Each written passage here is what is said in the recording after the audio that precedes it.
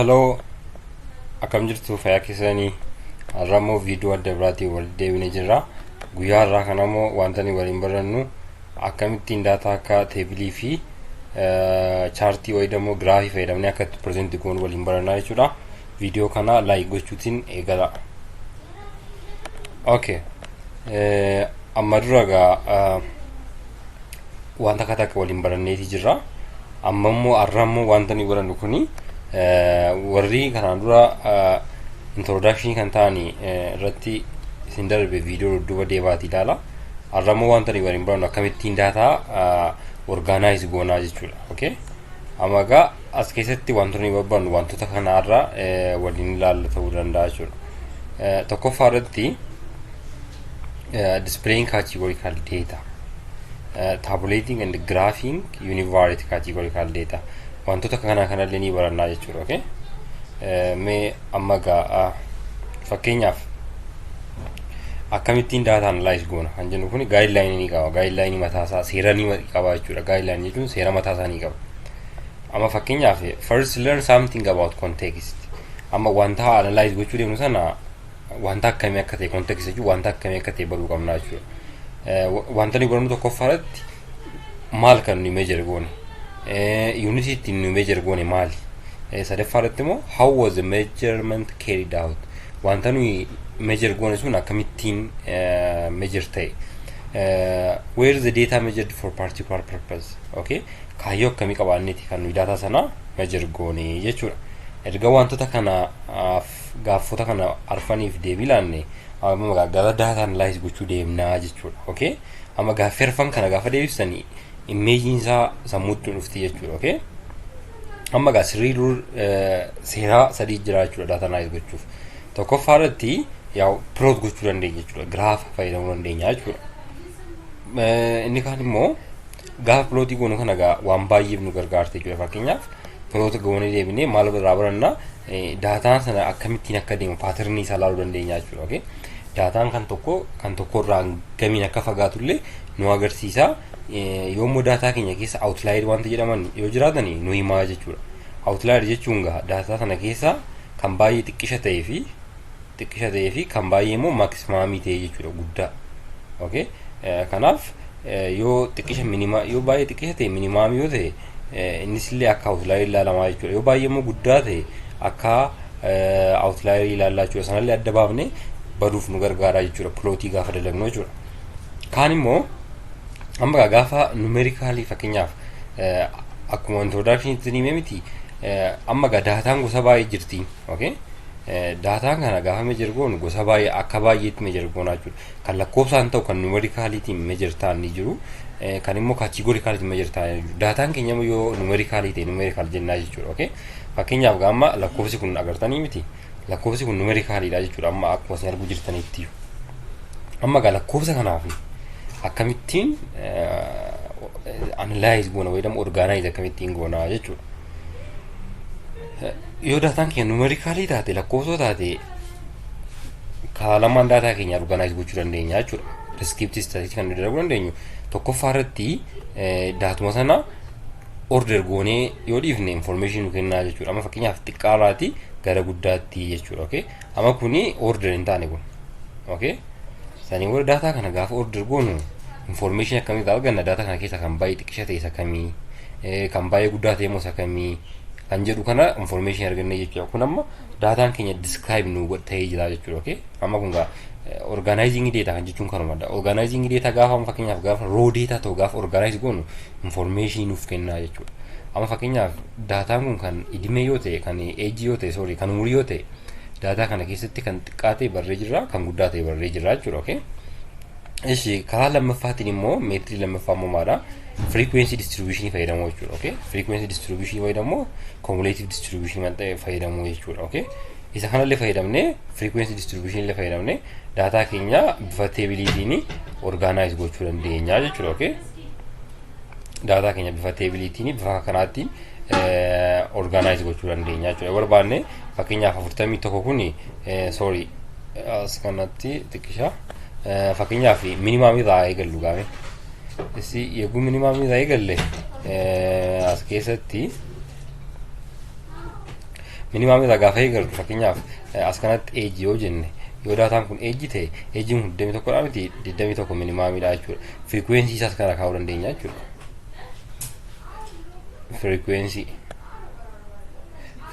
isaas kana yoo keenye frequency fakkeenyaaf kun tokko jechuudha. Okay 21 tokkuma jechuudha. 24 immoo meega 24 meega si allama argamee jechuudha. Okay kan kaanillee akkasumatti fufuu dandeenya jechuudha.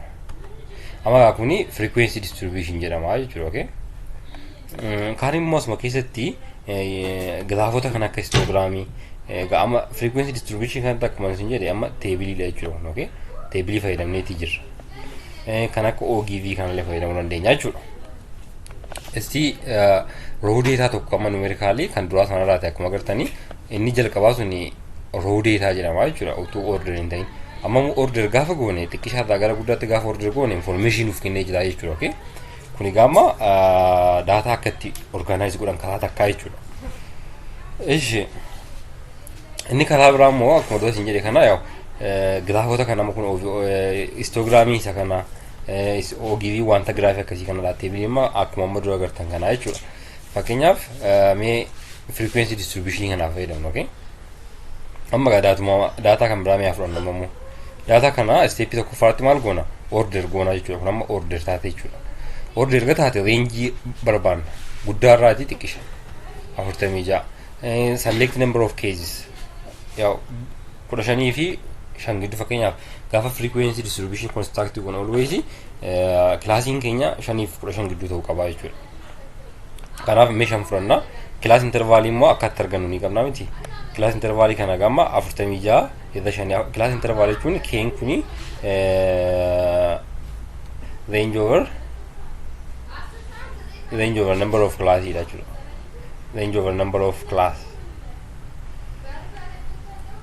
kun class interval jedhama jechuudha. Okay amma number of class kana formulaan adda biraata kan jira jechuudha. 1 point yeroo baay'ee kan matsaafara jiru sakana 1.3 log of n jechuudha. Kana illee magaan number of class argachuu dandeenya jechuudha. Number of class argachuu dandeenya jechuudha. Okay amma gaafa formula kana fayyadamnee gaafa arring keenya range keenya 46 yoo number of class keenya 5 46 almost 10 jechuudha. Okay eshi amma kana tufee maal goona class boundary barbaanna jechuudha. Class limit gaafa barbaannu immoo class interval kana irraa eegalleeti jechuudha. Minimum class interval keenya erga 10 ta'e erga 10 ta'e 10 irratti 10 deemnee akkasitiin amma maximum fudhannaa jechuudha. Fakkeenyaaf dataan keenya maximum keessa 58 kanaaf class interval keenya maximum isaan hanga 60 deemuu qaba jechuudha. Kan itti dhufee immoo class midpoint barbaanna jechuudha. Okay class midpoint immoo barbaannu isa guddaa fi isa xiqqisha walitti daanee jechuudha. Okay amma akkuma amma dura agartanii 10 fi 20 gidduu wanta jiran lakkoofna jechuudha. Amma data kana as gidduu ni jira miti amma 10 fi 20 gidduu.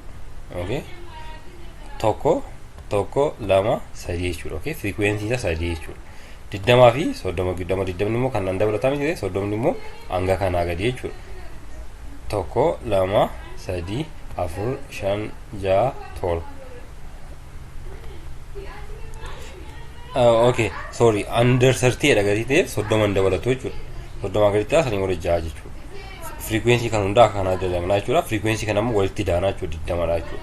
20 kun immoo deemee maal jechuudha hanga baay'ina data keenya kana nu kenna jechuudha. Okay total number of frequency kun equals to number of our observation observation keenya wajjin wal qixxaa jechuudha. Relative frequency kana immoo argachuuf akkam goona 3 irra 20 goona jechuudha. Okay 3 gaafa goona 0.15 ishee kana argachuuf maal goona 6 20 goona jechuudha. Okay kan kaanis akkasuma barbaana relative frequency kana gaafa walitti daane tokko ta'uu qaba jechuudha.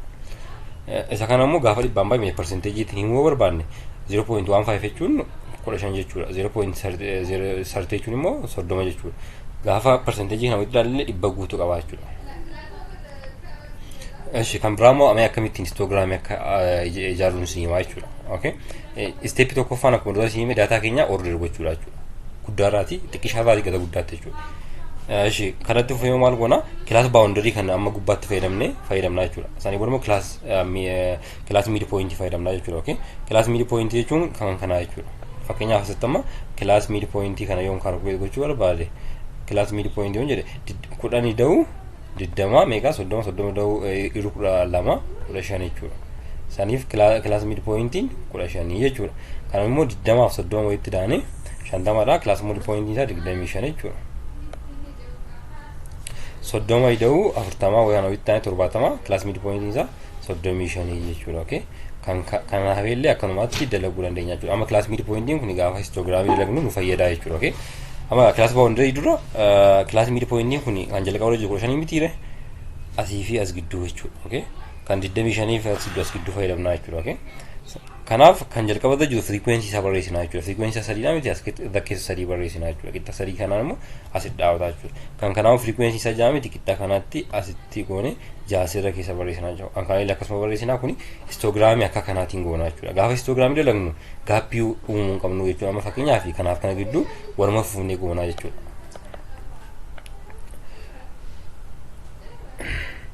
Amma histogiraamii kanarraa maal hubanne jechuudha. Amma histogiraamii kanarraati maal akka hubachuu dandeenya jechuudha. How many group are between 65 እና 67 amma 65 fi amma 65 adda yoo as yoo taate 67 adda ta'e as gidduu nama meeqa jira kan jedhu kana jechuudha. Fakkeenyaaf as gidduu nama meeqa jira. Fakkeenyaaf qixa kuni 12 dha jechuudha. Okay, namni as gidduu jiru nama 12 jechuudha. Okay, kan biraan immoo cumulative frequency akkamiin dalagnaa jechuudha. Okay, amma jalqaba maal goona asii lower limit qofa ibsuu dandeenya jechuudha. Daataa keenya amma 10 hanga 20 ture miti, inni kun immoo 20 hanga 30 akkana. Kanaaf cumulative frequency jechuun immoo frequency walitti da'u jechuudha. Kan jalqabaa 0 dha, kan itti aanu 3 dha. Akkanatti daanee gaafa inni kan kilaasii dhumaa kun equal to total number of observation wajjin wal qixxaa jechuudha. Cumulative frequency kana immoo gaafa percentage barbaanne maal goona 0 irra 20 3 irra 15 akkanumaan dalagaa deemna jechuudha. Okay, always start at 0 jechuudha. Amma fakkeenyaaf cumulative frequency gaafa barbaadani 0 irraa eegaluu qabna jechuudha. Wanta inni irraanfachuu hin qabu. Gaafa immoo dhumu cumulative relative frequency kun immoo 100 ta'uu qaba jechuudha. Okay, cumulative frequency inni percentii qabu kuni jechuudha. Okay, kan biraan immoo Ogive way immoo Polygon jedhama jechuudha. Graafiin kuni graafiin akkana kuni Polygon graph jedhama jechuudha. Polygon graph kana immoo data keenya display gochuudhaaf fayyadamna jechuudha.